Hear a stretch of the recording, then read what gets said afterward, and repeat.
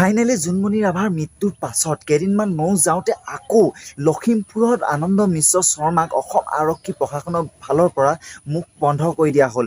সাংবাদিকৰ আগত নাইবা ছ'চিয়েল মিডিয়াৰ আগত কথা ক'ব নোৱাৰাকৈ মুখখন বন্ধ কৰি দিয়া হ'ল। কিন্তু কিয় এই সকলোখিনি জানিবৰ বাবে আপোনালোকে ভিডিঅ'টো শেষলৈকে চাই থাকিব। আৰম্ভ কৰাৰ আগত আপোনালোকে এটা কথা কওঁ যে চেনেলটো যদি এতিয়াও ছাবস্ক্ৰাইব কৰা নাই প্লিজ চেনেলটো ছাবস্ক্ৰাইব কৰি দিব আৰু বলক ভিডিঅ'টো আৰম্ভ কৰোঁ। এই জুনমনি ৰাভাৰ মৃত্যুৰ কাৰণ আছিল যে নকল সোণৰ বজাৰখনৰ কাৰণেই, আৰু এই নকল সোণৰ বজাৰখনৰ কাৰণে জুনমনি ৰাভাক এখন এক্সিডেণ্ট কৰি নাটকীয়ভাৱে হত্যা কৰা হৈছিল। ইয়াৰ পাছতেই লখিমপুৰলৈ আনন্দ মিশ্ৰক বদলি কৰি আনিছিল, আৰু আনন্দ মিশ্ৰ লখিমপুৰলৈ অহাৰ লগে লগে লখিমপুৰৰ যিবিলাক ঘাটি যেনে নকল সোণৰ জালি নোটৰ ঘাটি আছিলে সেইবিলাক ঘাটি আনন্দ মিশ্ৰই ধৰা পেলাইছিলে, আৰু ইয়াৰ লগে লগে আনন্দ মিশ্ৰই বহুতো অপৰাধীক ইয়াৰ লগত জড়িত থকা অপৰাধীক গ্ৰেপ্তাৰ কৰিছিল। এইবিলাক তথ্য আনন্দ মিশ্ৰই লগে লগে ছ'চিয়েল মিডিয়া আৰু নিউজসমূহত উপস্থাপন কৰিলে, আৰু ইয়াৰ পাছত শুনিব পালোঁ যে আনন্দ মিশ্ৰই এই উপস্থাপন কৰি থকা তথ্যসমূহ যাতে ক'ব নোৱাৰে তাৰ বাবে আৰক্ষী প্ৰশাসনৰ ফালৰ পৰা আনন্দ মিশ্ৰলৈ সকিয়নি কৰি দিলে, আনন্দ মিশ্ৰ শৰ্মাৰ মুখখন বন্ধ কৰি দিলে। জুনমনি ৰাভাৰ মৃত্যুৰ আগতে বহুতো DSP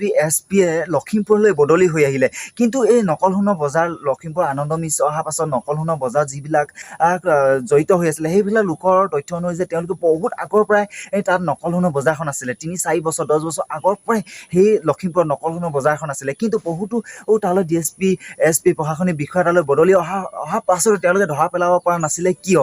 আৰু আনন্দ মিশ্ৰৰ দুদিনৰ পিছতে এইবিলাক সম্ভেদসমূহ ক'ত ক'ত আছে জালি নোটৰ বা নকল সোণৰ বজাৰ আছে তাত সকলোবোৰ যে উৎখান কৰি দিছিলে, এই কাৰণেই নেকি এই আনন্দ মিশ্ৰক মুখখন বন্ধ কৰি দিয়াইছিলে, নে এই কলা বজাৰখনৰ লগতো আৰক্ষী প্ৰশাসনৰ কিছু লোক জড়িত হৈ আছে, বহু ডাঙৰ ডাঙৰ নেতা পালি নেতাও ইয়াৰ লগত জড়িত হৈ আছে নেকি, যাৰ বাবে আনন্দ মিশ্ৰ শৰ্মাৰ মুখখন বন্ধ কৰিবলগীয়া হ'ল? নহ'লে সিহঁতো বিপদত পৰিব নেকি? তাকৈ এয়া এখন নাটকীয় খেল নহয়নে?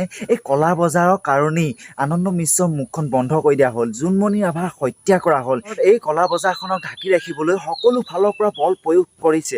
এয়াই লাগিলে কাৰোবাক হত্যাই কৰা হওক, লাগিলে কাৰোবাৰ মুখ বন্ধ কৰি হ'লেও এই কলা বজাৰখন যাতে ঢাকি ৰাখিব পাৰে, এই কলা বজাৰখন যাতে ভালদৰে চলাব পাৰে তাৰ কাৰণে সকলো প্ৰকাৰ চেষ্টা কৰিছে। বেছি বিশেষ ক'বলগীয়া নাছিলে, এইখিনিয়ে ক'বলগীয়া আছিলে। আৰু মই কৈছোঁ যে এই কথাখিনি মই মোৰ নিজৰ সম্পূৰ্ণ অনুভৱ বা এক সন্দেহ কৰিহে কথাখিনি কৈছোঁ, কাকো উদ্দেশ্য কৰি কথাখিনি কোৱা নাই।